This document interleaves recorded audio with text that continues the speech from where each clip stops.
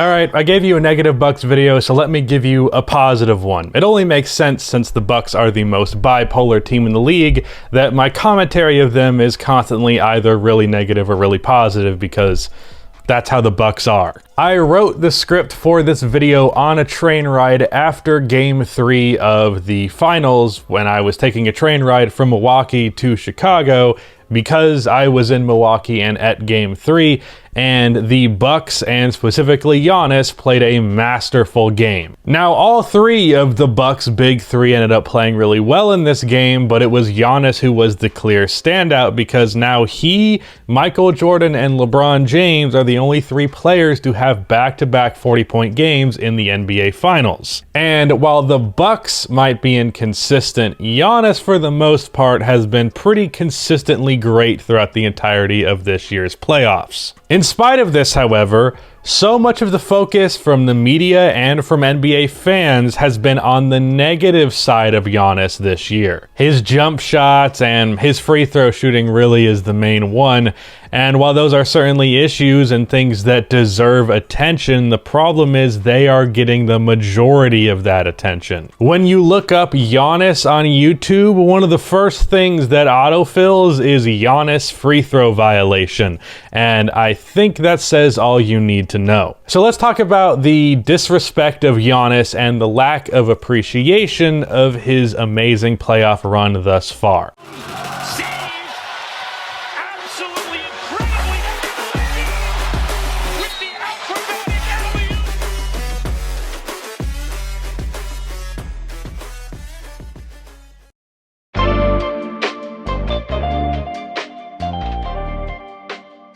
Before I continue on with this video, about half the people that watch these videos are not subscribed, so if you fall into that 50%, then please subscribe. I'm trying to hit 200K on this channel by the end of the year, so your subscription will be much appreciated. Also, drop a like on this video, only takes 1 second and makes a massive difference.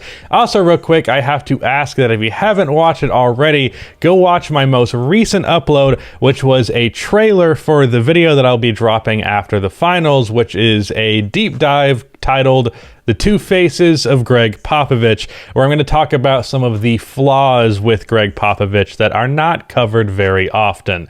This is going to be the biggest and I think best video that I've ever uploaded on my channel, so if you want to get a bit of a teaser for it, that's what that trailer is for. But with that out of the way, let's get on with the video. After last night's game, Giannis is averaging 29, 13, and 5 on 59% true shooting for the playoffs as a whole. In the finals, after 3, he is averaging 34, 14, and 5 on 74% true shooting. Bear in mind that he is doing this in the finals after hyperextending his knee when many people didn't even expect him to play for the rest of the playoffs, period. So not only is he playing, but he's dominating after an injury that looked like it would be debilitating. Now, obviously, it was something that was worse on the surface than what it actually was, but still, it's worthy of note. Now, in spite of Giannis putting up these amazing numbers, which are lining up for an all-time great playoff run, especially if the Bucks end up winning it all, Giannis has really not been getting that much praise for it. We've seen quite a bit of discourse around Giannis in this postseason, but it hasn't been very positive. There's this free throw thing, which, honestly, I get it. It's pretty fucking funny. When me and Rudy, who is editing this video, and Nicholas Hankel from Motown Noah decided to go to Game 4 of the Nets-Bucks series, there was a dude who had the stopwatch app up on his phone who would just show it to us whenever he was shooting free throws. Like, it was funny. And it was like at 13 seconds every time. The fans chanting the countdown, even though they're definitely off time, it's definitely pretty funny. I gotta give you that. But that being said, we can't let this overshadow all the good things that he is doing. The other thing is the jump shots. Now, it's worth mentioning that the jump shot frequency has declined. I can't find the mid-range numbers. I can tell you it feels like they're happening less, but I can't actually find the specifics.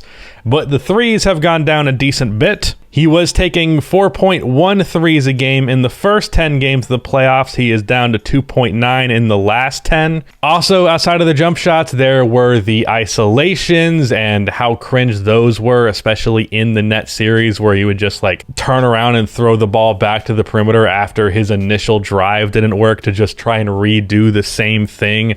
People were making fun of it because it wasn't aesthetically pleasing. It appeared like someone trying to do something that they weren't really built to do. But here's the thing, while his game might not be aesthetically pleasing, while he might do some stuff that gets ugly sometimes, the numbers definitely speak for themselves. Also, just like the jump shooting thing, the isolation flaw has kind of dissipated. He's more so posting up, doing off-ball action, being the roll man, and the ISOs are not really happening. They're mostly only really happening when he has a mismatch, and he's obviously attacking on the break. So a lot of the things that we were making fun of Giannis for, the free throws, which are still bad actually, but the jump shooting and the isolations and the ugly offense, they're not really that prevalent anymore. And it's kind of crazy that he has fixed those issues so suddenly over such a short span of time. Part of that is the coaching of Mike Budenholzer actually being willing to adjust this year, unlike years past.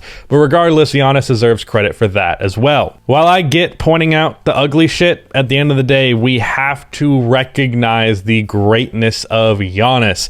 And speaking of recognizing the greatness of Giannis, let me just quickly talk about Kendrick Perkins, who 2 weeks ago decided to call Giannis the Robin to Chris Middleton's Batman, and then as of today he called Giannis the most dominant presence in the NBA and tweeted that he was Giannis O'Neal. Quite a bit of a flip-flop there by Kendrick. However, the notion that Giannis is not a Batman, aka not the number one option, obviously he's not a billionaire who decides to solve his problems with beating the shit out of poor criminals rather than actually using his money for good. That's not what people mean by that. They mean he's not a first option. And I think that just shows how much people are influenced by aesthetics and the perimeter game of today's game.